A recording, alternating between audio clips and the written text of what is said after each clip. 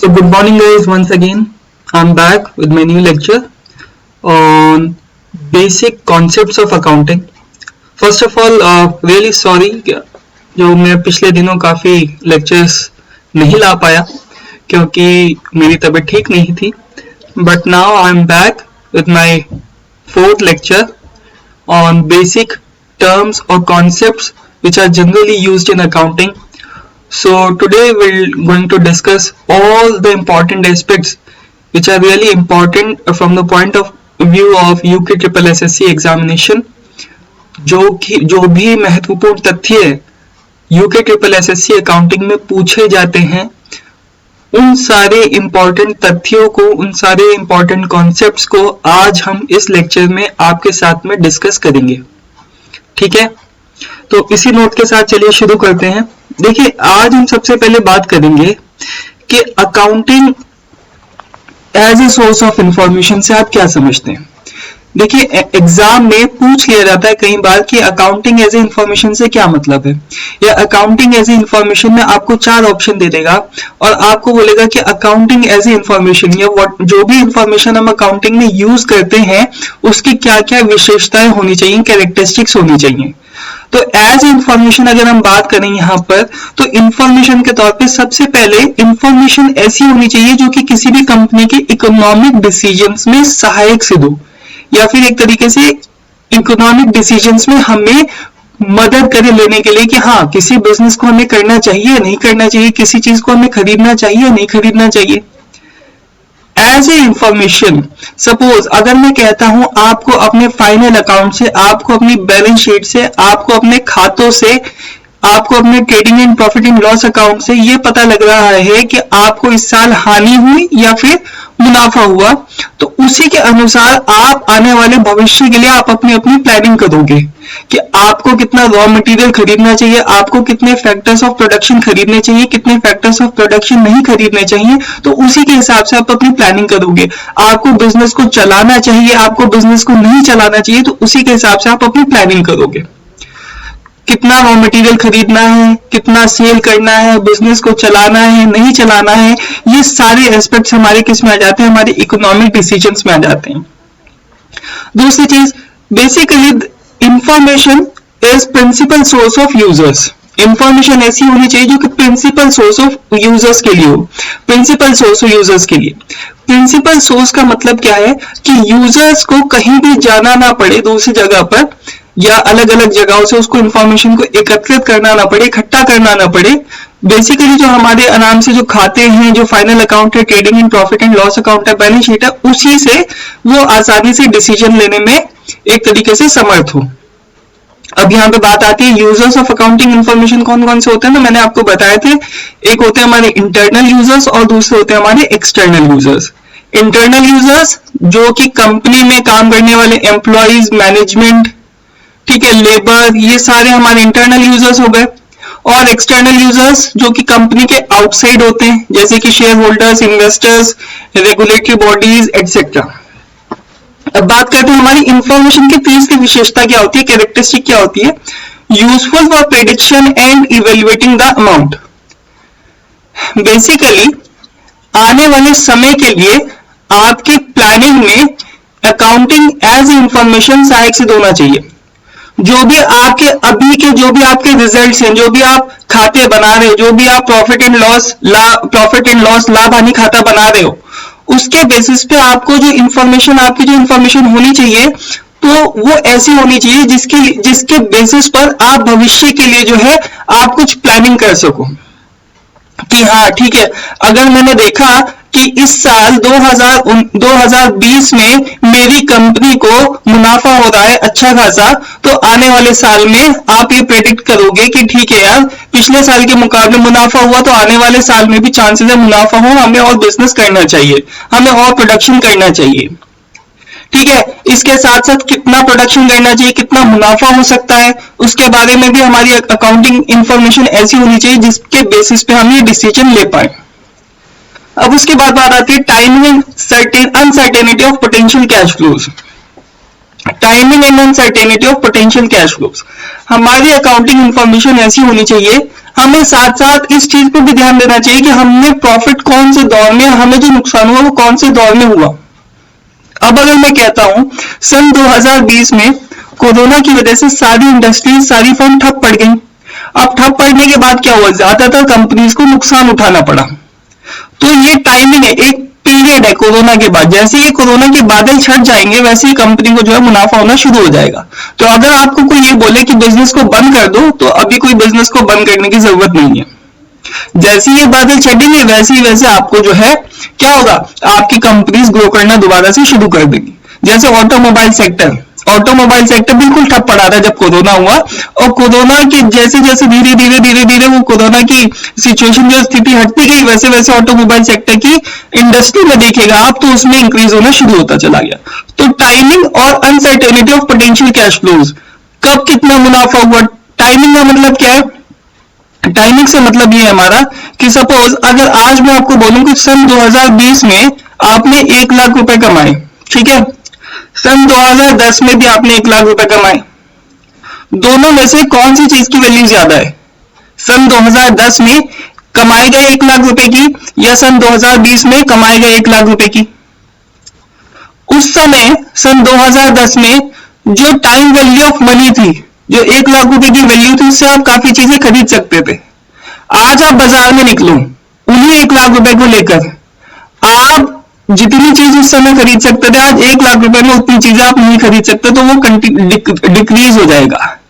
तो this is what we call as timing, this is what we call as uncertainty of potential cash flows.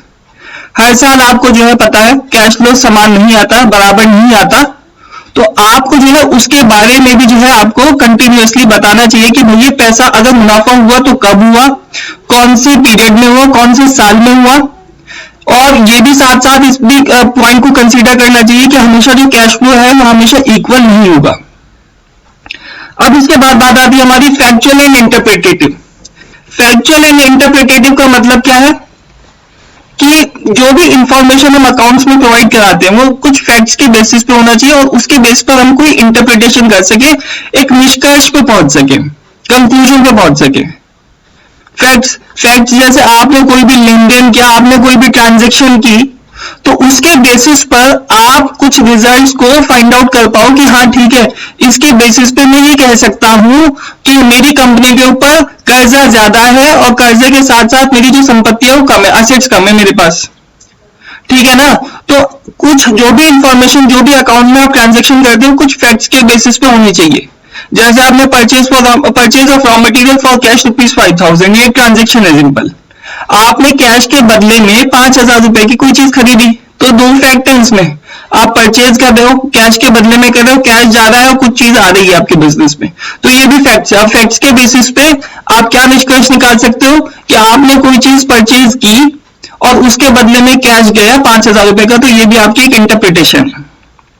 तो अगर आपसे कोई पूछे कि भाई पैसा 5,000 रुपए मेरे कहां गए, तो आप फट से बता पाओगे कि 5,000 रुपए की कोई चीज मैंने खरीदी थी, रॉ मटेरियल खरीदा था, उसके बदले में मेरे 5,000 रुपए गए। अब इसके बाद एक्टिविटीज अफेक्टिंग सोसाइटी, लास्ट होता है हमारा activities affecting society. No, what are activities affecting society?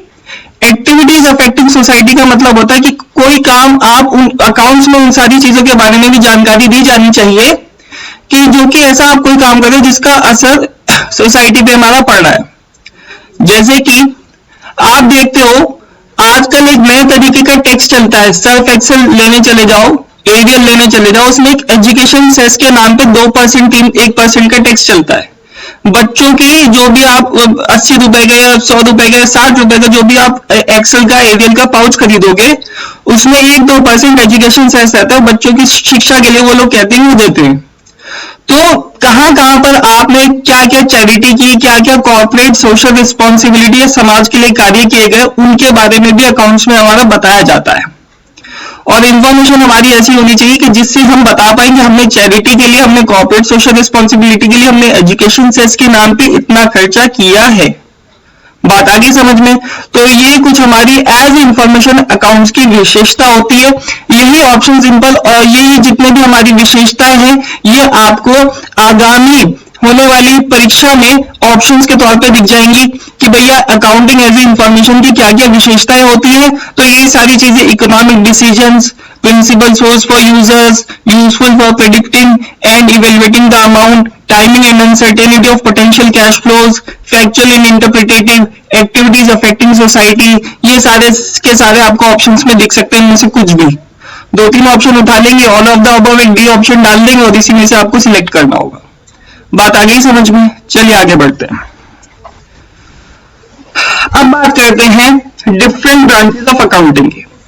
अभी पिछले दिनों एक पेपर हुआ था जीबी पंत असिस्टेंट अकाउंटेंट का, उसमें से एक क्वेश्चन पूछा गया था, वो मैं आपको बताऊंगा कि आप ये बताइए कि कॉस्ट अकाउंटिंग किसका पार्ट है, फाइनेंशियल अकाउंटिंग का, मैनेजमेंट अकाउंटिंग का, फाइनेंशियल अकाउंटिंग और मैनेजमेंट अकाउंटिंग का, या इनमें से कोई नहीं। तो वो एक क्वेश्चन यहां से पूछा गया था, ब्रांचेस ऑफ अकाउंटिंग। देखिए कोई भी चीज आप ये मान के मत चलिए कि कोई भी चीज जो है भाई ये इंपॉर्टेंट नहीं है, हम इसे नहीं पढ़ेंगे, सारी चीजें इंपॉर्टेंट है। और जैसा कि यूके ट्रिपल एसएससी के सिलेबस में साफ साफ क्लियरली बोला हुआ है कि एनसीईआरटी के बेसिस पर, एनसीईआरटी के बेस पर आधारित जितने भी क्वेश्चन होंगे वो पूछे जाएंगे। जो असिस्टेंट अकाउंटेंट का 12वीं बेस पेपर होना नगर पालिका वगैरह के लिए, तो उसमें साफ साफ एनसीईआरटी के आधारित प्रश्न पूछे जाएंगे। तो मैं एनसीईआरटी के बेसिस पर ही सारी चीजें आपके लिए लेके आ रहा हूं, छोटी से छोटी चीज लेके आ रहा हूं, मैं नहीं छुड़वाना चाहता आपकी कोई भी चीज। मेरा मकसद है आपको क्वालिटी कंटेंट प्रोवाइड कराना। बात आ गई समझ में? चलिए ब्रांचेस ऑफ अकाउंटिंग के बारे में बात करते हैं। देखिए सबसे पहले अकाउंटिंग की ब्रांच होती है हमारी कौन सी, जो बेसिक हम पढ़ते हैं, financial accounting. Now financial accounting क्या होता है? बेसिकली फाइनेंशियल अकाउंटिंग में मकसद क्या होता है? It assist keeping A systematic record, the preparation and presentation of financial reports in order to arrive at a measure of organizational success and financial soundness। अब इन्होंने क्या बोला कि ये इसमें हम क्या करते हैं फाइनेंशियल अकाउंटिंग में, ये बात समझिए, ध्यान से समझिए। फाइनेंशियल अकाउंटिंग में हम एक सिस्टमैटिक रिकॉर्ड बनाते हैं, प्रिपेयर करते हैं, प्रेजेंट करते हैं फाइनेंशियल रिपोर्ट्स को। किनको? फाइनेंशियल रिपोर्ट्स को। फाइनेंशियल रिपोर्ट्स कौन कौन सी? हमारा लेजर्स, खाते, trial balance, profit and loss account, balance sheet, इनके आधार पे in order to arrive at a measure of organisational success, ये पता लगाने के लिए कि क्या हम, हमारी ऑर्गेनाइजेशन सही दिशा में, सही डायरेक्शन में आगे बढ़ रही है, क्या हम फाइनेंशियली स्ट्रांग हैं, मजबूत हैं, क्या हमारे पास इतना पैसा है कि आने वाले समय में हम बिजनेस कर सकते हैं या नहीं कर सकते। तो वो सारी की सारी चीजें, वो सारे के सारे डिसीजन फाइनेंशियल अकाउंटिंग के बेसिस पे लिए जाते हैं। इसमें next, it assist in doing comparison with the past records. इसी के बेसिस पर हम कंपैरिजन कर सकते हैं पास्ट रिकॉर्ड्स के साथ में। कंपैरेटिव बैलेंस शीट बनती है। कंपैरेटिव बैलेंस शीट में हम 2 सालों का, 3 सालों का, 2 सालों का बेसिकली हम क्या करते हैं, आपस में रिपोर्ट्स को कंपेयर करते हैं। तो बेसिकली फाइनेंशियल अकाउंटिंग हमें मदद करता है 2 अलग अलग सालों के डेटा को, फाइनेंशियल रिकॉर्ड्स को कंपेयर करने के लिए। Next, it is primarily concern with the provision of financial information to all stakeholders. तीसरा इसका मुख्य उद्देश्य क्या होता है कि इसका मुख्य उद्देश्य होता है कि सारी की सारी फाइनेंशियल इंफॉर्मेशन स्टेक होल्डर्स को उपलब्ध कराना, उन्हें प्रोवाइड कराना। स्टेक होल्डर्स कोई भी हो सकता है, कस्टमर भी हो सकता है, एम्प्लॉइज भी हो सकते हैं, रेगुलेटरी बॉडीज भी हो सकती है, मैनेजमेंट भी हो सकता है, इंटरनल एक्सटर्नल कोई भी हो सकता है जिसका किसी ना किसी तरीके से हमारे बिजनेस से लेना देना कुछ ना कुछ है, तो वो कोई भी हो सकता है। बात आगे समझ में? अब बात करते हैं कॉस्ट अकाउंटिंग की। It assist in analysing the expenditure for ascertaining the cost of various products manufactured or services rendered by the firm and fixation of prices thereof। आप कभी भी बेसिकली कंपनी में किसी भी प्रोडक्ट का प्राइस कैसे decide करते हो? पहले आप ये देखते हो कि आपकी जेब से कितना पैसा लगा, आपकी जेब से कितना पैसा खर्चा हुआ, आपने कितना खर्चा किया। तो वो जो खर्चे की जानकारी आपको पता लगती है, वो कहां से पता लगती है? वो पता लगती है आपको कॉस्ट अकाउंटिंग के थ्रू, कि भैया इस प्रोडक्ट को बनाने में मेरी इतनी लागत आई, इस सर्विस को देने में मेरी इतनी लागत आई, और उसके बाद आप उसमें मुनाफा जोड़कर उसका MRP मैक्सिमम रिटेल प्राइस किसी भी प्रोडक्ट का डिसाइड करते हो, ठीक है ना। Next, it also helps in controlling the cost and providing necessary costing information to management for decision making.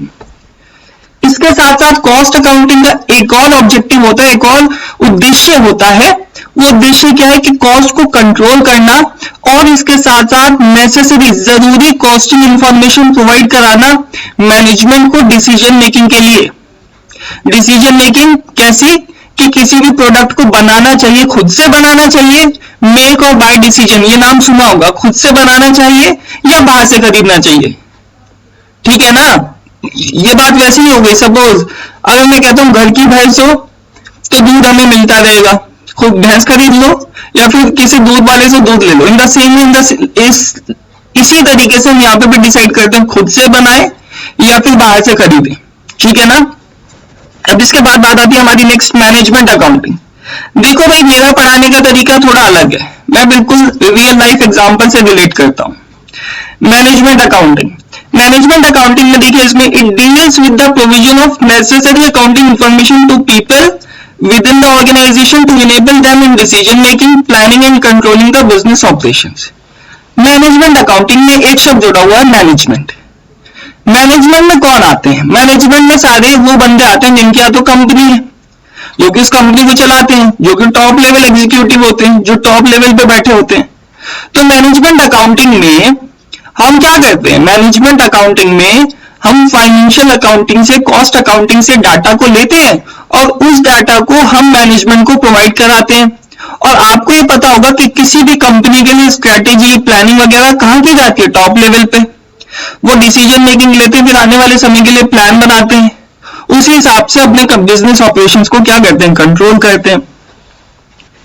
It draws the relevant information mainly from financial accounting, जो बात मैंने अभी बोली, and cost accounting, which helps the management in budgeting, budget बनाते हैं, पैसा कितना है, assessing profitability को फाइंड आउट करते हैं, taking pricing decision लेते हैं, किसी प्रोडक्ट का कितना प्राइस रहना चाहिए, capital expenditure and so on. अब मेरी बात सुनो ध्यान से बच्चों, बात यह है कि यहां से क्या क्वेश्चन पूछा जा सकता है, मैं साथ साथ आपको क्वेश्चन पे बताता चलूंगा।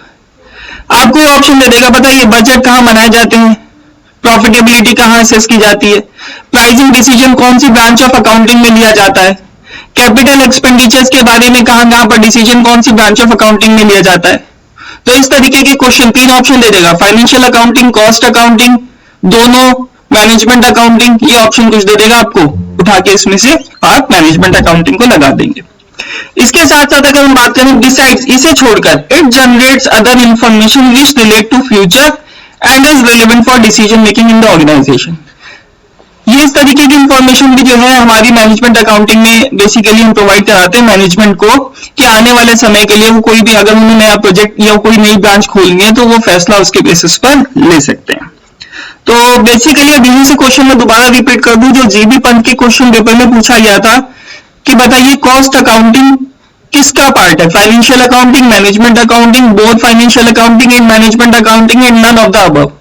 तो इसका आंसर है, क्योंकि बेसिकली मैनेजमेंट अकाउंटिंग में दोनों ही आते हैं, फाइनेंशियल अकाउंटिंग और कॉस्ट अकाउंटिंग।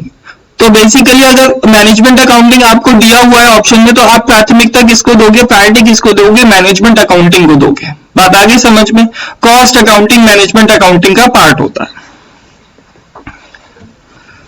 अब बात करते हैं qualitative characteristics of accounting information. Reliability,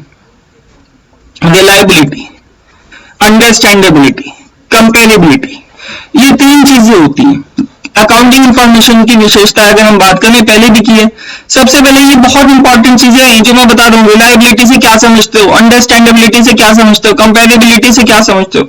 reliability में 3 पॉइंट आते हैं। Information must be available in time, information एक दिए गए समय के दौरान प्रोवाइड करा दी जानी चाहिए।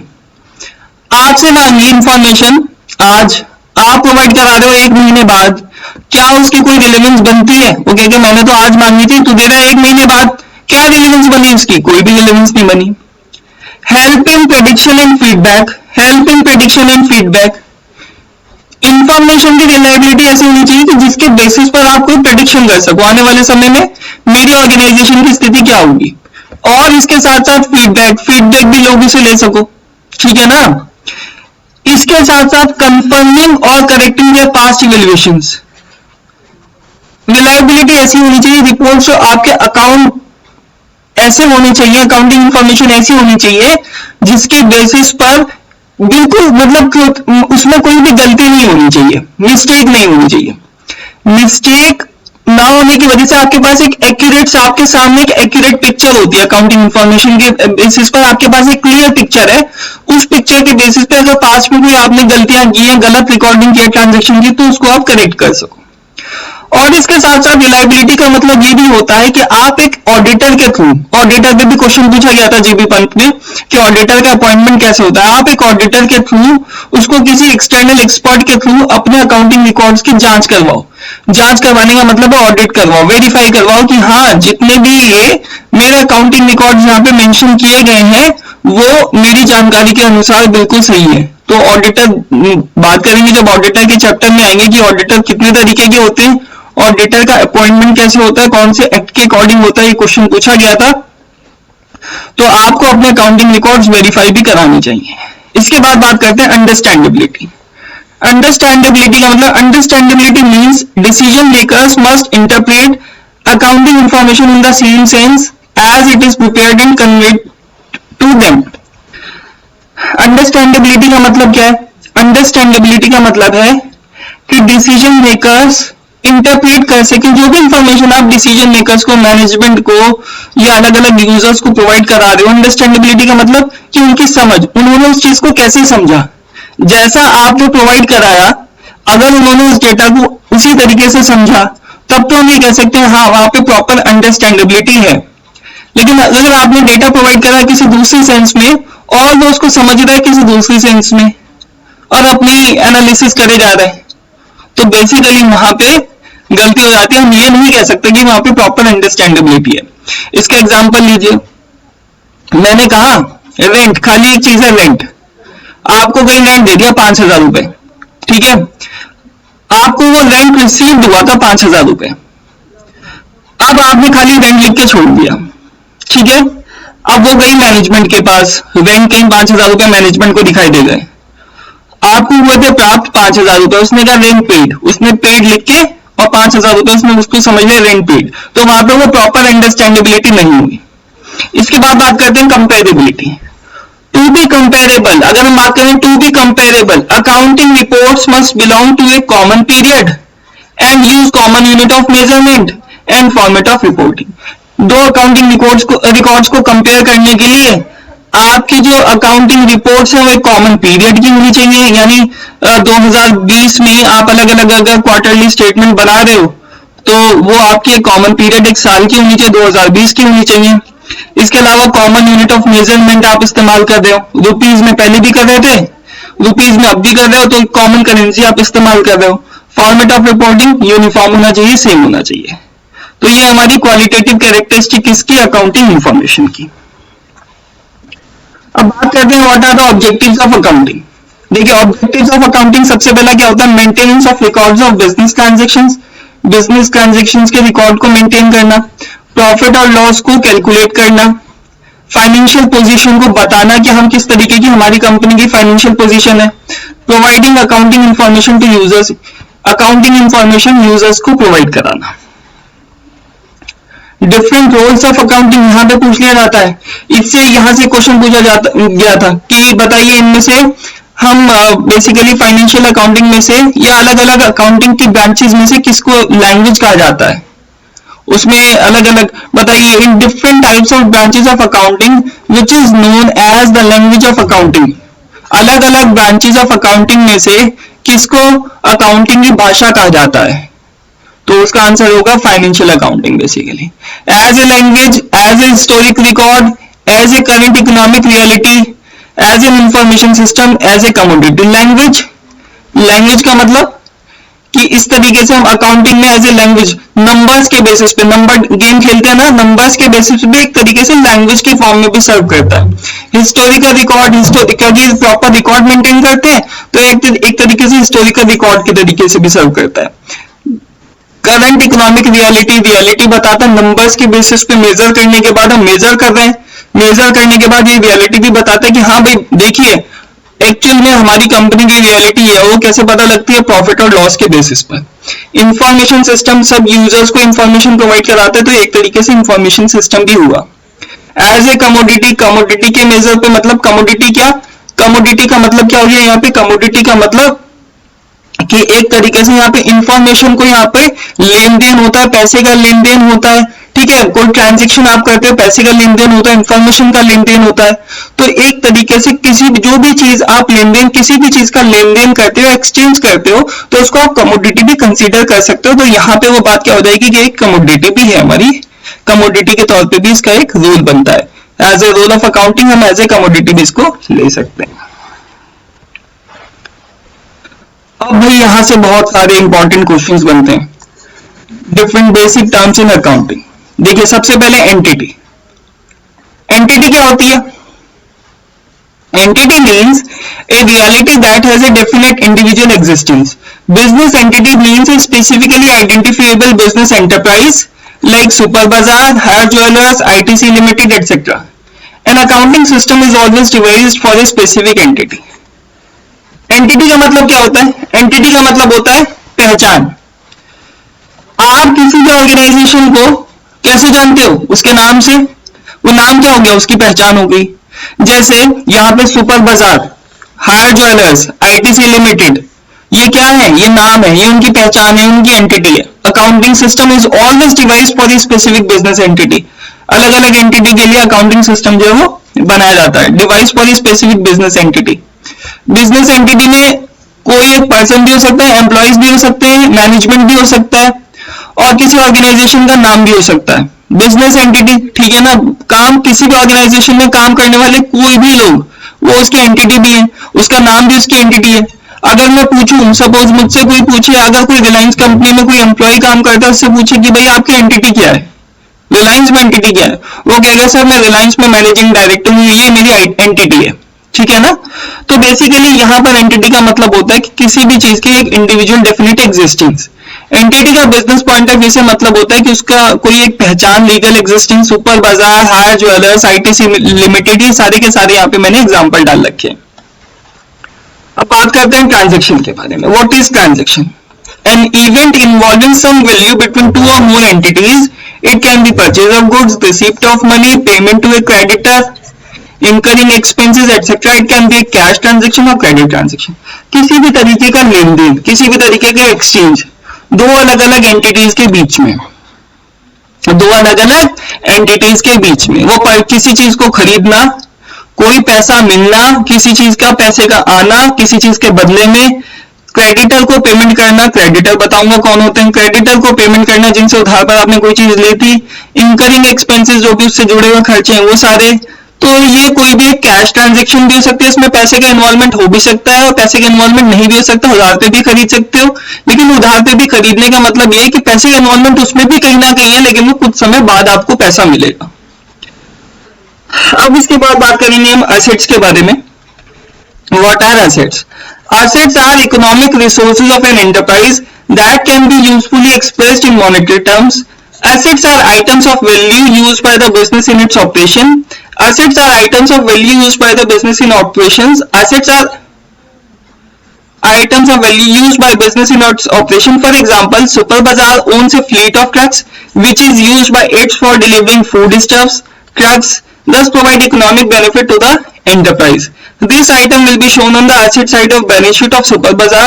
Assets can be broadly classified into two types, current and non-current. Assets क्या होती है?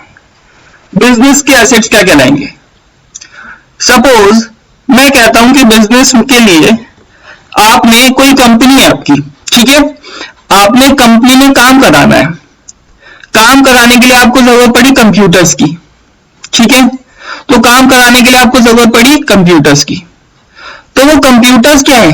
वो कंप्यूटर्स आपने किस चीज के लिए खरीदे? अपने खुद के लिए नहीं खरीदा, पर्सनल पर्पस के लिए नहीं खरीदा, बिजनेस के लिए खरीदा, बिजनेस करने के लिए खरीदा, तो वो क्या हो गया? उस कंपनी का एसेट हो गया। अब मैं हूं, मैंने क्या किया? मैंने लैपटॉप खरीदा। लैपटॉप किस लिए खरीदा? पढ़ने के लिए, पढ़ाने के लिए, अपने पर्पस के लिए।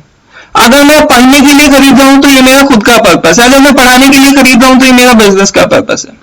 अगर खुद के लिए पढ़ने के लिए खरीदता हूं, अपने लिए खुद के लिए खरीद रहा हूं ना कोई चीज पर्सनल यूज के लिए, तो वो मेरा एसेट नहीं कहलाएगा बिजनेस के लिए। बिजनेस में एसेट वही चीज कहलाती है कि जिस, अगर आपने कोई फर्नीचर, कोई चेयर भी खरीदी, कोई छोटे से छोटा सामान खरीदा जिसके जरिए आप कोई बिजनेस कर सकते हो। आपने ट्रक खरीदा, ट्रक के जरिए आप गुड्स को, चीजों को सप्लाई कर सकते हो, रॉ मटेरियल को एक जगह से दूसरी जगह, तो वो ट्रक क्या है? कंपनी के लिए वो एसेट है। आपने फर्नीचर खरीदा, चेयर खरीदी, घर में सोफा डलवाया, घर में सोफा डलवाया, वो क्या है? वो एसेट नहीं है, वो क्योंकि बिजनेस के लिए, आपके लिए पर्सनल घर में। तो बेसिकली यहाँ पे फॉर एग्जांपल, जैसे इन्होंने यहाँ पे एग्जांपल दिया कि सुपर बाजार, सुपर बाजार में ट्रक्स खरीदे जो कि अलग अलग फूड स्टफ लोगों तक पहुंचाते हैं, तो ये एक तरीके का इकोनॉमिक बेनिफिट प्रोवाइड करा रहा है एंटरप्राइज को। दिस आइटम, इस तरीके का जो एसेट, जो this item will be shown on the asset side of the balance sheet of super बाजार। सुपर बाजार की जब बैलेंस शीट आप बनाओगे ना, तो ये सारी की सारी चीजें कहां चढ़ेंगी? एसेट साइड में चढ़ेंगी। एसेट्स को दो तरीके से डिवाइड किया जाता है, करंट और नॉन करंट। करंट एसेट जिन्हें हम बोलते हैं चालू संपत्ति, नॉन करंट एसेट जो हमारे लॉन्ग टर्म एसेट्स होते हैं, जो कि हमें सालों साल, काफी लंबे समय तक बेनिफिट देते हैं। करंट एसेट्स, इनकी ड्यूरेशन होती है एक साल से कम, और नॉन करंट एसेट एक साल से ज्यादा। करंट एसेट्स में क्या क्या आते हैं? कैश आ गया, बिल्स रिसीवेबल आ गया, मार्केटेबल सिक्योरिटीज आ गई, प्रिलिमिनरी एक्सपेंसेस आ गई, डेटर्स आ गए, ये आ गए हमारे क्या? ये हो गए हमारे करंट एसेट्स। और नॉन करंट एसेट्स यानी कि long term assets, fixed asset जिन्हें हम बोल सकते हैं, लैंड हो गया, बिल्डिंग हो गया, मशीनरी हो गया, ये सारे के सारे हमारे क्या है? नॉन करंट एसेट्स हैं। अब बात करते हैं लाइबिलिटीज। देखिए लाइबिलिटीज के बारे में यहां पे हम बात करते हैं। Liabilities are obligations or debts that an enterprise has to pay at some time in future. They represent creditor claim on the firm assets. Both small and big businesses find it necessary to borrow money at one time or the other and to purchase goods on credit. Liabilities क्या है? Liabilities एक तरीके से कर्जा या उधार पे, कोई चीज आपने किसी से पैसा लिया उधार पर, अपनी कंपनी को चलाने के लिए क्रेडिट पे पैसा लिया, कुछ ब्याज दर पे पैसा लिया अपनी कंपनी को चलाने के लिए, जो कि आप आने वाले फ्यूचर में लौटाओगे, तो उसको बोला जाता है लाइबिलिटी। लाइबिलिटीज का इससे मतलब होता है they represent creditors claim on the firms asset. जब भी आप कोई भी चीज लेते हो, ब्याज पे पैसा उठाते हो, कोई भी चीज उठाते हो, आपको बदले में कोई चीज रखनी पड़ती है। वो क्या रखते हो? आप कंपनी को कोई एसेट रखते हो। तो अगर आप पैसा नहीं लौटाते तो आपके उस समय में कुर्की हो जाती है, नीलामी भी हो सकती है चीजों की, तो वो क्रेडिटर का क्लेम होता है उस पर, फर्म्स एसेट्स पे। Both small and big businesses find it necessary to borrow money at one time or the other and to purchase goods on credit. चाहे कोई बिजनेस छोटा हो, चाहे कोई बिजनेस बड़ा हो, उसको कभी ना कभी चीजों को या मतलब पैसे को उधार पर लेने की जरूरत पड़ती है, चीजों को परचेज करने के लिए उधार पर लेने की जरूरत पड़ती है। तो कोई भी बिजनेस हो, चाहे बड़ा हो चाहे छोटा हो, अगर रिलायंस की भी बात करूं तो रिलायंस की भी कुछ ना कुछ लाइबिलिटीज होगी। बात आ गई समझ में? अब बात करते हैं capital. What is capital? Capital को हिंदी में हम बोलते हैं पूंजी। Amount invested by the owner in the firm is known as capital. Company का मालिक जब कंपनी में कुछ पैसा लेके आता है अपने पॉकेट से, उसे बोलते हैं capital. It may be brought in the form of cash, cash की फॉर्म में भी हो सकता है। Assets bye the owner for the business entity, वो भी कैपिटल की फॉर्म में होता है।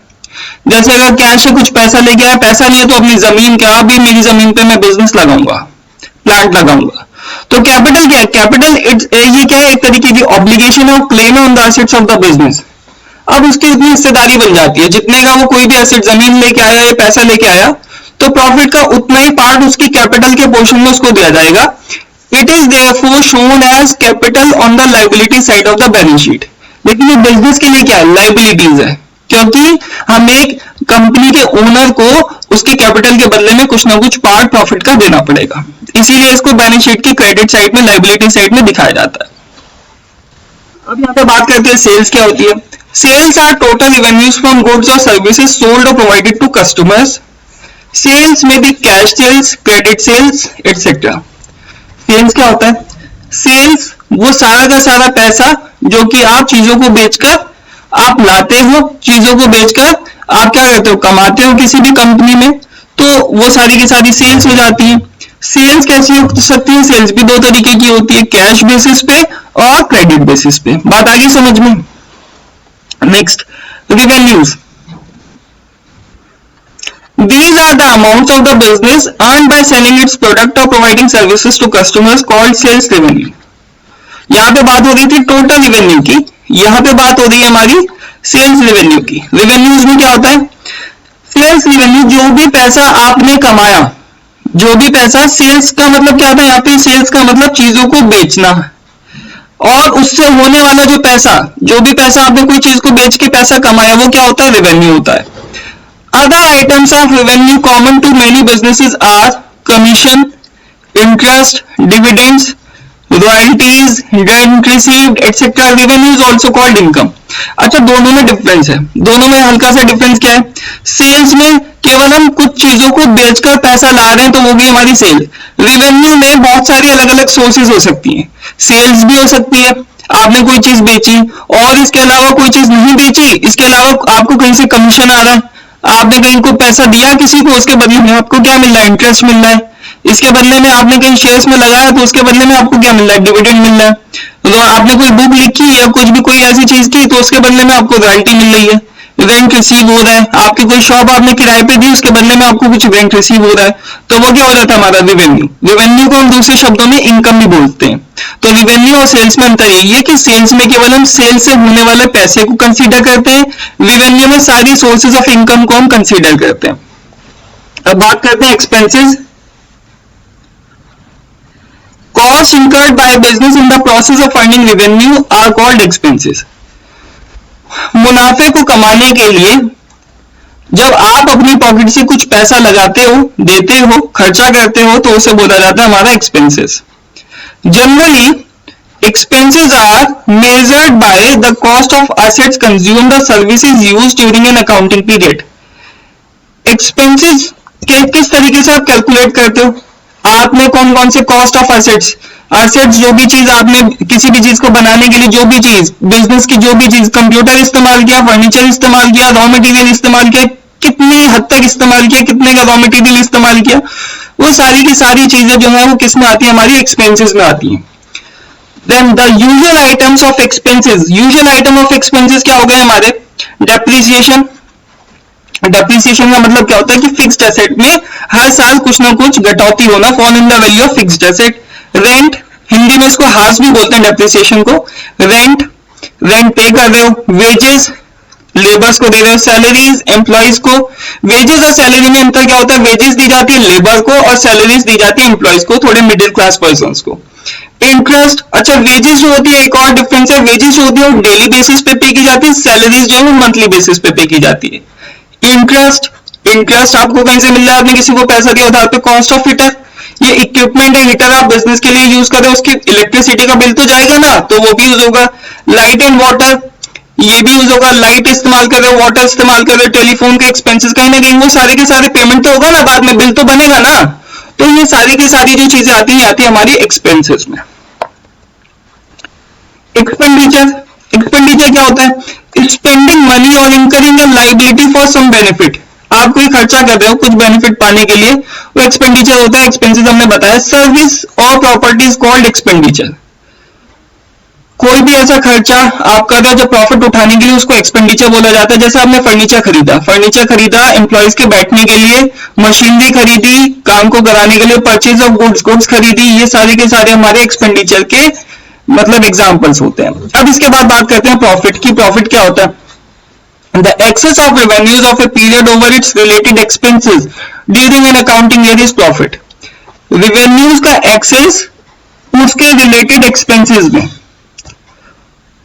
उसको किसी भी एक स्पेसिफिक अकाउंटिंग ईयर में उसको बोला जाता है प्रॉफिट, या प्रॉफिट सिंपली डिफरेंस कर लो। सेल्स करके डिफरेंस समझते हैं हम यहाँ से। सेल्स करके आपको जो पैसा आया वो, और जितनी पैसा आपने खर्च किया यानी कि कॉस्ट, सेल्स में से जब कॉस्ट को माइनस करोगे तो पैसा लगा कम, लागत लगी कम, और बिक्री हुई ज्यादा, पैसा आया ज्यादा, तो दोनों का जो डिफरेंस होता है आप उसको क्या बोलते हो? Profit. Sales minus cost. Profit का मतलब क्या हो गया यहाँ पे? प्रॉफिट का मतलब हो गया total sales minus total cost. तो ये होता है हमारा प्रॉफिट। अब बेसिकली गेन, प्रॉफिट और गेन, बहुत इंपॉर्टेंट चीज बता रहा हूं यहाँ पे। प्रॉफिट और गेन में क्या अंतर होता है? कंफ्यूज हो जाते हैं यहाँ पे बच्चे। देखिए ज्यादातर लोग कहते हैं प्रॉफिट और गेन जो है वो सेम चीज है, लेकिन यहाँ पे थोड़ा सा कॉन्ट्राडिक्शन है। प्रॉफिट और गेन सेम चीज नहीं होती। प्रॉफिट और गेन सेम चीज नहीं होती। ऐसे ही पेपर में यूके ट्रिपल एसएससी के कंफ्यूजन आपको क्रिएट किया जाता है। इसी तरीके के क्वेश्चन पूछ ले जाते हैं। अब गेन देखिए क्या है यहाँ पे। गेन की डेफिनेशन, परिभाषा इन्होंने बताई, a profit that arises from events or transactions which are incidental to business such as sale of fixed assets, winning a court case, appreciation in the value of asset. Gain क्या होता है? Profit क्या है? Profit तो simply difference है sales का और cost का। गेन क्या होता है? गेन है बेसिकली जो इंसिडेंटल, एकदम से आपके पास कहीं से अचानक से पैसा आ गया। जैसे कि आपने कोई फिक्स्ड एसेट खरीदा, काफी फिक्स्ड एसेट को बेच के पैसा, आपकी जमीन पड़ी थी, आपने जमीन को बेच दिया, एकदम से आपके पास पैसा आ गया, वो क्या है? गेन है। विनिंग अ कोर्ट केस, मतलब आपने कोई खर्चा नहीं किया, आपने कोई यहाँ पे खर्चा नहीं किया गेन में। प्रॉफिट कमाने के लिए आपको खर्चा करना पड़ता है, गेन कमाने के लिए आपको एकदम से कहीं से पैसा मिल गया। सड़क से जा रहे थे, सड़क से जाने के बाद जाते जाते आपको एक वॉलेट पड़ा हुआ मिला, या एक ब्रीफकेस, एक सूटकेस मिल गया पैसों से भरा हुआ, वो भी क्या है? आपके लिए गेन है। इन द सेम वे यहाँ पे सेल ऑफ फिक्स्ड एसेट, कोई फिक्स्ड एसेट है, उसको बेसिकली आपने क्या किया? बेच दिया, एकदम से पैसा आ गया। कोई कोर्ट केस आपका चल रहा था, कोर्ट केस चल रहा था, वो जीत गए, वो एकदम से पैसा आ गया। Appreciation in the value of an asset, कोई जमीन पड़ी थी, उसकी वैल्यू में एकदम से अचानक से बढ़ोतरी हुई। शेयर्स खरीदे, शेयर्स की वैल्यू में बढ़ोतरी हुई, तो वो क्या है? वो है गेन। ठीक है ना? अब बात करते हैं लॉस के बारे में। What is loss? लॉस क्या होता है? देखिए, the excess of expenses of a period over its related revenues is termed as loss. अब लॉस का डिफरेंस क्या होता है? लॉस का मतलब क्या है यहाँ पे? लॉस का मतलब है जब हमारी कॉस्ट लगाया गया पैसा हमारी की गई सेल से ज्यादा होता है, तो उसे बोलते हैं हम लॉस, सेल्स रेवेन्यू। ठीक है ना? तो वो होता है हमारा लॉस, प्रॉफिट का जस्ट उल्टा। नाउ डिस्काउंट, डिस्काउंट क्या है? Discount is the deduction in the prices of goods sold.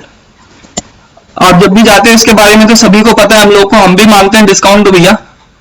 तो बेसिकली डिस्काउंट क्या होता है कि चीजों को बेचने के लिए ज्यादा से ज्यादा आप क्या कहते हो? डिस्काउंट दो थोड़ा सा। डिस्काउंट दो तरीके के होते हैं, एक होता है कैश डिस्काउंट, एक होता है ट्रेड डिस्काउंट। कैश डिस्काउंट और एक ट्रेड डिस्काउंट। अगर कोई कैश के बदले में आपको पैसा दे रहा है, उसे कहते हैं आप इतना कैश पे कर दो सर, अभी मैं आपको डिस्काउंट दे देता हूं, चलो ठीक है, आप इतना कैश पे कर दो, मैं डिस्काउंट दे देता हूं। ट्रेड डिस्काउंट का मतलब क्या होता है? क्रेडिट बेसिस पर, कि आप अगर कोई बंदा आया, उसने कहा मैं 2 महीने बाद पेमेंट करूंगा, ठीक है, 2 महीने बाद पेमेंट करने के चक्कर में उसने कहा सर अगर आप 2 महीने का चलो ले लो, पेमेंट आप बाद में करना, अगर आप 2 महीने के बजाय 1 महीने में पेमेंट करते हो ना, तो मैं आपका और इतना पैसा कम कर दूंगा, उसको बोला जाता है ट्रेड क्रेडिट। ठीक है ना? अब बात करते हैं वाउचर। वाउचर क्या होता है? The documentary evidence in support of transaction is known as voucher. Documentary evidence एक तरीके का रिटर्न प्रूफ। आपने किसी को पैसा दिया या आपने कोई चीज खरीदी, आपको क्या मिलती है? इनवॉइस मिलता है, बिल मिलता है, भैया इसका बिल दे दो, मेरे को कंपनी में दिखाना है, या मेरे को घर में मम्मी को दिखाना है, पापा को दिखाना है, कहीं वो कहने ना लगे कि भैया मेरे बच्चे ने कहीं गलत जगह पैसा खर्चा किया है। तो वो documentary evidence in support of a transaction, उसको क्या बोला जाता है? वाउचर। वाउचर में आपने किसी को कोई क्रेडिट पे कोई पैसा दिया या कोई कंपनी से पैसा ले गया एडवांस के तौर पे, उसमें वाउचर में आप उसके साइन करवाते हो, उसे पैसा दे देते हो कि उस समय तूने इतना पैसा लिया था। बात आ गई समझ में? अब बात आती है हमारी goods. It refers to products in which business unit is dealing. कौन से प्रोडक्ट्स जिसमें बिजनेस यूनिट हमारी डील कर रही है। In terms of which it is buying and selling और प्रोडक्टिंग एंड सेलिंग। मतलब गुड्स का मतलब क्या होता है? प्रोडक्ट्स जो आप बेसिकली क्या कर रहे हो, जिसमें हमारा बिजनेस, हम लोग जिसमें डील करते हैं, like in which it is buying and selling और प्रोडक्टिंग एंड सेलिंग। मतलब एक तरीके से गुड्स क्या हो गई? प्रोडक्ट्स जो कि हमारी कंपनी बनाती है, जिसको हम सेल करके उससे मुनाफा कमाएंगे। The items that are purchased for use in the business are not called goods. ऐसे आइटम जो कि आपने बिजनेस में यूज करने के लिए, ना कि उसको बेचने के लिए, बिजनेस के लिए परचेज किए, वो गुड्स नहीं कहलाई जाएंगी. गुड्स केवल कहलाई जाएंगी कि जिनको बेसिकली आपने कोई चीज खरीदी, रॉ मटेरियल आपने खरीदा. रॉ मटेरियल क्यों खरीदा? रॉ मटेरियल खरीदा जिससे कि आप चीजों को बनाओगे, गुड्स को बनाओगे, प्रोडक्ट को बनाओगे और उसको मार्केट में सेल करोगे, तो उसको बोला जाता है हमारा गुड्स. बात आ गई समझ में? अब बात आती है ड्राइंग्स. ड्राइंग्स का मतलब क्या? विड्रॉल ऑफ मनी और goods by the owner from the business for personal use is known as drawings. Drawings reduces investment of the owners. Drawing का मतलब क्या है? ड्राइंग का मतलब है विड्रॉल ऑफ मनी, पैसे को निकालना ओनर के द्वारा बिजनेस से अपने पर्सनल यूज के लिए. उसको क्या बोला जाता है? ड्राइंग्स बोला जाता है. Drawing reduces investment of the owners. अब ओनर है, कैपिटल लेके आया था, अब उसने कहा मैं कुछ पैसा अपने पर्सनल यूज के लिए मुझे जरूरत है, चाहिए, उसने निकाला, तो उससे जो उसका क्लेम बनता है ना असेट्स पे कंपनी का, वो कम हो जाता है उतने पैसे से जितना उसने पर्सनल यूज के लिए इस्तेमाल किया.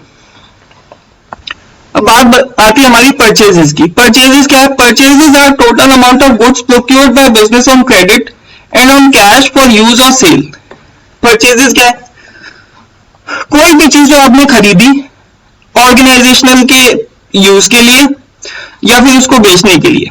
इन अ ट्रेडिंग कंसर्न, अगर हम ट्रेडिंग कंसर्न की बात करें, purchases are made for merchandise for resale with और विदाउट प्रोसेसिंग. ट्रेडिंग कंसर्न में, बिजनेस में, व्यापार में, अगर सिंपल अगर मैं बात करूं, ट्रेडिंग कंसर्न में, कोई भी बिजनेस में आप चीजों को क्यों खरीदते हो? कि जिससे कि आप उसको रीसेल कर पाओ, दोबारा से उसको कोई एक उसमें प्रोसेस करके उसको रॉ मटेरियल था उसको फिनिश गुड में तैयार करके या एज इट इज उसको आगे इन फ्यूचर किसी को बेचना, उसके लिए जब आप चीजों को खरीदते हो उसको बोला जाता है परचेजेस ट्रेडिंग कंसर्न में. जैसे कि आपने कोई चीज खरीदी, दिल्ली से आप कंप्यूटर वगैरह पार्ट्स लेके आते हो कंप्यूटर के, उसको कमीशन ऐड करके उसमें प्रॉफिट ऐड करके दोबारा से उसको बेच देते हो. क्यों लेके आते हो? बेचने के लिए, महंगे दाम पर बेचने के लिए. तो वो बात हो गई हमारी किसकी? परचेजेस की, ट्रेडिंग कंसर्न के पॉइंट ऑफ व्यू से. इन अ मैन्युफैक्चरिंग कंसर्न, अब मैन्युफैक्चरिंग कंसर्न के बारे में बात कर लें. Raw materials are purchased, process further into finish goods and then sold. Trading concern में और मैन्युफैक्चरिंग कंसर्न में दोनों में अंतर है. ट्रेडिंग कंसर्न में परचेजेस आर मेड विद और without processing. As it is भी बेच सकते हो और क्या कर सकते हो? एज इट इज भी बेच सकते हो और उसमें प्रोसेस करके यानी कि उसको चेंज करके फिनिश गुड्स में बदल के भी आप बेच सकते हो. और यहां पर मैन्युफैक्चरिंग कंसर्न में क्या जरूरी है कि आप एज इट इज नहीं बेचोगे, उसको थोड़ा प्रोसेस करके फिनिश गुड्स में रॉ मटेरियल को कन्वर्ट करके आप उसके बाद उसको तब बेचोगे. अब बात आती है हमारी स्टॉक की. स्टॉक क्या है? Stock is a measure of something on hand goods, spares and other items in a business. It is called stock in hand. जो भी चीजें आपके पास अभी ऑर्गेनाइजेशन में पड़ी है, गुड्स, स्पेयर्स, अदर आइटम, तो वो सारे के सारे हमारे स्टॉक में आते हैं. अब देखिए, in a trading concern the stock on hand is the amount of goods which are lying unsold at the end of an accounting period. ऐसे गुड्स जो कि हमारी पिछले साल या किसी भी एक अकाउंटिंग पीरियड में नहीं बिकी, वो सारी की सारी हमारी क्या कहलाती है? Closing stock. और दूसरी तरफ मैन्युफैक्चरिंग कंपनी में closing stock comprises raw material, semi finish goods on hand on the closing date. वो मैन्युफैक्चरिंग कंपनी में सारी की सारी हमारी क्या क्या आता है? रॉ मटेरियल, कोई कच्चा माल पड़ा हुआ है, सेमी फिनिश गुड्स पड़ी हुई है, फिनिश गुड्स पड़ी हुई है, तैयार माल भी पड़ा हुआ है, सब कुछ जो है वो सारा का सारा हमारा किस में आ जाता है? क्लोजिंग स्टॉक में आ जाता है. Similarly, opening stock is the amount of stock at the beginning of accounting period. जो किसी भी अकाउंटिंग पीरियड में जो साल के अंत में चीजें बचती हैं, जो नहीं बिकी, तैयार और नहीं भी तैयार, तो वो सारी की सारी किसी भी साल के अंत में जो चीजें बचती हैं, वो अगले साल में आप उसको फेंकोगे तो वो नहीं, उसको अगले साल के तौर पे उसको ओपनिंग स्टॉक के तौर पे इस्तेमाल करोगे. बात आगे समझ में, आगे बढ़ते हैं. डेटर्स कौन होते हैं? ये इंपॉर्टेंट टर्म्स है, इनको एक बार देख लीजिएगा. डेटर्स कौन होते हैं? Debtors are persons or other entities who owe to an enterprise an amount for buying goods and services on credit. The total amount standing against such persons or entities on the closing date is shown in the balance sheet as sundry debtors on the asset side. Debtors कौन है और creditors कौन है? Debtors वो लोग हैं जिनका basically debtors कौन है? जिन्होंने हमने कोई पैसा लिया, सपोज मैंने कोई पैसा लिया किसी से उधार पर, सपोज आपसे मैंने उधार पे पैसा लिया, आप मेरे क्या बन गए? क्रेडिटर। अगर मैं नहीं लौटा था आपका पैसा तो आप क्या करोगे? आपका अधिकार बन जाएगा मेरी संपत्ति पे जो मैंने रखी होगी। तो डेटर कौन है यहाँ पे? आप हो गए क्रेडिटर, मैं क्या हो गया? डेटर हो गया। तो डेटर बेसिकली डेटर जो पैसा उधार पर किसी से लेता है, चीजें लेता है, वो बंदा हो गया डेटर। और क्रेडिटर, क्रेडिटर दूसरे हाथ पे वो बंदा, यानी कि आप लोग जो मुझे पैसा दे रहे हो वो आप क्या हो गए? आप हो गए मेरे क्रेडिटर, ठीक है ना? तो ये और डेटर और क्रेडिटर का कॉन्सेप्ट आता है। बहुत इंपॉर्टेंट चीज लास्ट हमारी जो बचती है वो बचती है हमारी process of accounting. Process of accounting, process of accounting बहुत ही इंपॉर्टेंट टॉपिक है यूके ट्रिपल एसएससी एग्जाम के लिए। इसमें देखिए सबसे पहले इस पूरी की पूरी प्रोसेस को याद करने की ट्रिक भी बताऊंगा आपको, एक कोड भी बताऊंगा आपको किस तरीके से याद करना है।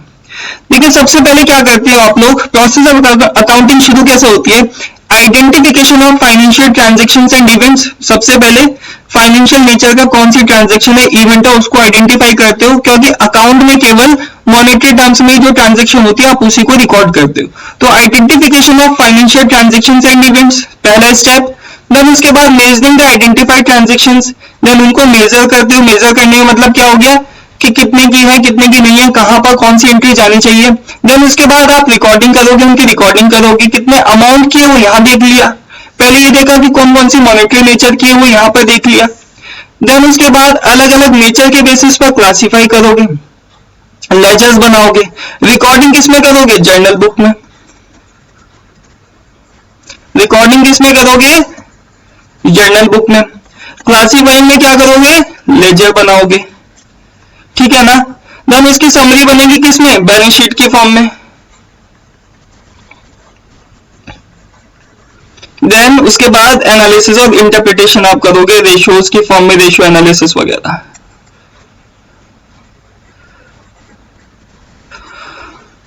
Recording, classifying, summarising, analysis and interpretation.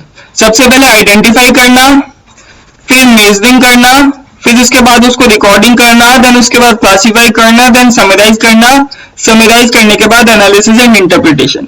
UK triple SSC में मैच ऑफ द फॉलोइंग बना देंगे, इसी पर स्टेप्स दे देंगे। बताइए पहला इसमें से कौन सा स्टेप है? पहला दूसरा स्टेप है, फिर तीसरा स्टेप कौन सा? इस तरीके से 5 4 3 2 1 एक ऑप्शन बन गया, 1 2 3 4 5 दूसरा ऑप्शन बन गया, 2 4 3 1 2 तीसरा ऑप्शन बन गया। इसी तरीके से काफी सारे ऑप्शन बना देंगे, स्टेप्स बना देंगे, एज इट इज आपको पेपर में दिखाई दे जाएगा। तो बेसिकली इसको रटने की क्या तरीका है, इसको पढ़ने का क्या तरीका है, मैंने कोड बनाया। इस समय मैं आप लोगों के लिए क्या कर रहा हूं? I am recording. क्या रिकॉर्ड कर रहा हूं? लेक्चर रिकॉर्ड कर रहा हूं। आई एम रिकॉर्डिंग, क्या कर रहा हूं? रिकॉर्डिंग, क्लास रिकॉर्ड कर रहा हूं। I am recording class. और क्लास रिकॉर्ड करने के बाद आपका काम क्या है? मेरे लेक्चर को देख के उसकी क्या बनाना? समरी बनाना, समरी बनाना, नोट्स बनाना। समरी बनाने के बाद उसे दोबारा से जब रिवाइज करोगे उसका एनालिसिस करना, इंटरप्रेट करना। इंटरप्रेट करने का मतलब कि लेक्चर अच्छा है या बुरा है, देन उसके बाद उस हिसाब से कमेंट करना। तो वो क्या हो गया? मेरा एनालिसिस हो गया। मैं क्या कर रहा हूं? I am recording class, I am recording class. और उसके बदले में आप क्या कर रहे हो? समरी बना रहे हो। समरी बनाने के बाद उसका आकलन कर रहे हो कि मेरा लेक्चर कैसा है, अच्छा बुरा, और उसके बदले में आप क्या कर रहे हो? कमेंट कर रहे हो, लाइक कर रहे हो, शेयर कर रहे हो, सब्सक्राइब कर रहे हो। करोगे ना? तो अगर लेक्चर अच्छा लगे इसी नोट के साथ, ये थी ट्रिक और ये था आज का लेक्चर। और डेली आप लोगों के लिए मेरी कोशिश जारी रहेगी। तो मैं बेसिकली आप लोगों के लिए लेक्चर लेके आऊंगा। बीच में नहीं लेके आ पा रहा था क्योंकि मेरी तबीयत ठीक नहीं थी, बट अब मैं थोड़ा सा ठीक महसूस कर रहा हूं, तो डेली आप लोगों के लिए लेक्चर्स आते रहेंगे। अगर लेक्चर अच्छा लगे तो प्लीज लाइक, शेयर और सब्सक्राइब जरूर कर देना। Thank you so much.